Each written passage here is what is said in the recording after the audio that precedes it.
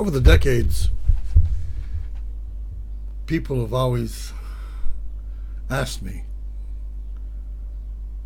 is it true that you converted to Judaism? Is it true that you were once a non-Jew and at some point in your life you decided to join the Jewish people and observe the Jewish religion? And of course, it's a trap. Because if I say yes, you know what they're going to say next. They're going to say, why? Truth of the matter is, I don't know why. I really don't know why. But there's a number of pieces to the mosaic of my life as an adolescent. And if I try to trace back to one of the earliest threads that brought me to that decision, to that crossroads, I think this particular little incident of discovering a little red book, sounds like mayo, might help. When I was a child, I was the proverbial bookworm. I probably lived more hours in the public library than any other place outside of school or home. My interests were alphabetic, from anthropology to zoology and everything in between. There wasn't a subject that didn't fascinate me. Whenever I went to the library, I was always on the prowl for something new, and I was keenly aware of all the new books that were added to the various library shelves. It was a small library. One bright summer day, I was looking for something to occupy my hours. I spotted a new book with a bright red binding sitting on a shelf in the theology section. I wasn't even interested that day. Theology, I was on my way to the back to particle physics or who knows what. It turned out to be the Jewish Publication Society's English translation of the Hebrew Bible. Now, I have to admit that I was curious to explore how the Jewish Bible might be different from the one that I was taught as a French-Canadian Christian. So, I took the book out.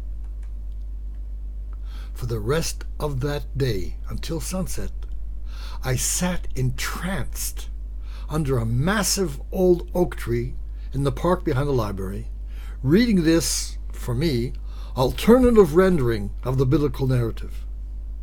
Now, don't forget that I was brought up in the King James Version, so the Jewish Publication Society, being written in a modern linguistic style, didn't use the thous and the these of the archaic language.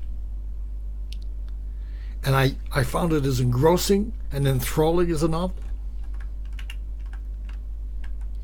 One of the most powerful insights that to this day I remember discovering while reading this book for the first time was the story of an argument. On one side stood a nomadic shepherd, a believer in an unseen but all-powerful deity. On the other side was no other than the creator of the world. Now, at one point, this deity felt it appropriate to share with his believer the events that were destined to transpire in the near future. The destruction of 2 entire cities filled with evil people.